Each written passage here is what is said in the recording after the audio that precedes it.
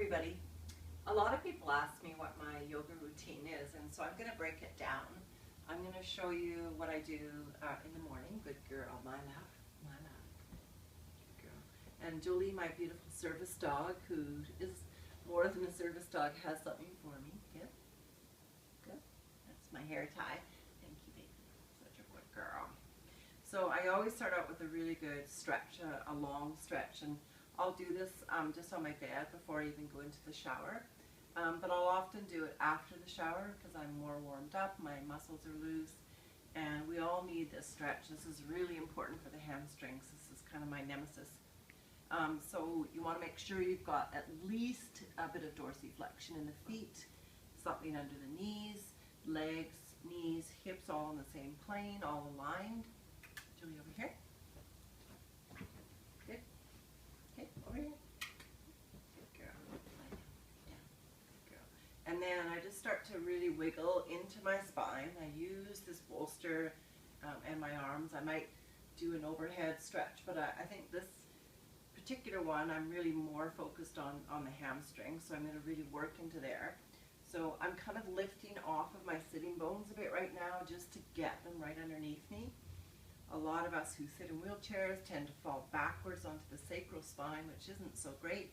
You want to be right up on those sitting bones, and once you get up on them, you'll really feel this into the hamstrings. Now what I often will do is take another little bolster and just stick it on my lap, because I don't want to just fall forward, and a lot of us who are paralyzed will fall forward once you get past a certain point. We're going to get into that later when we get into core, but anyways, for now, something on the lap, pull into your to your spine, lift your heart, inhale big,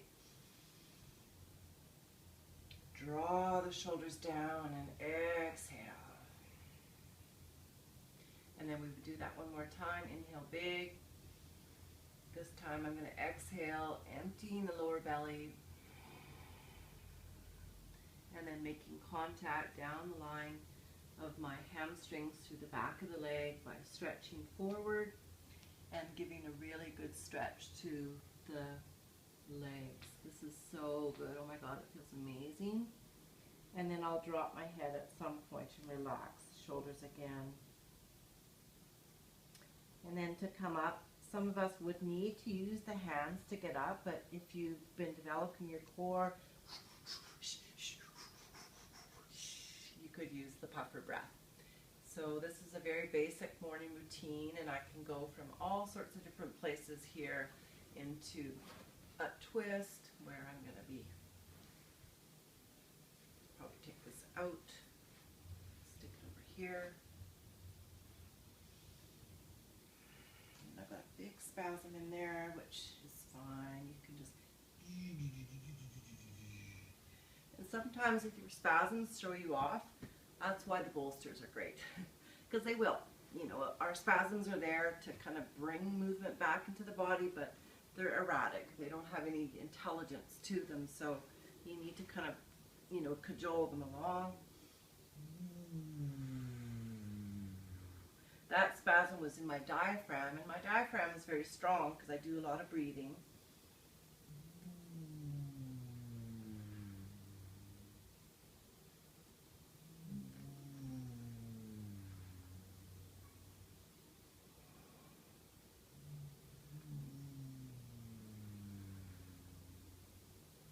And you can see we can get really nice and deep into that twist with that beautiful sound. It goes right into the lungs and the rib cage. And I'm going to go back to the forward stretch, which you can all do with me. Inhale, lift into the heart, pull the spine into your body, and then let the spine lead you forward. And exhale, reach, make contact with your feet, say hello.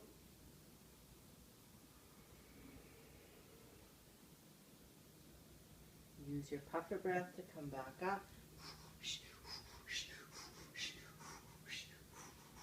And then we're going to pull the other leg in. This leg stays outstretched. Sometimes if you have legs that fall around a lot, that are kind of loppy, then you could use a bolster or a towel or whatever just to keep that leg in line with its hip. Then we're going to reach around the opposite leg, take your back hand behind you, and then pull your spine. Ooh, there's another big spasm. Pull your spine right into your body. You want to lift the heart and twist. Another spasm. I have a bunch right now because I changed the seating on my chair, so my body's adjusting to that. Inhale again.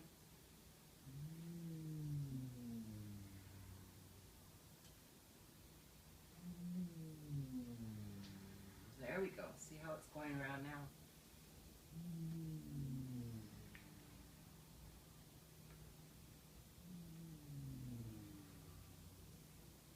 Oh, it feels so good.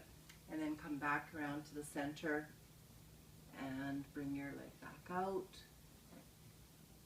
And then we'll finish off this nice short twist and long fold sequence with a nice relaxation down into kind of a mini Shavasana. You always want to end doing your yoga with just a little bit of a relaxation and a time to just tune into your body.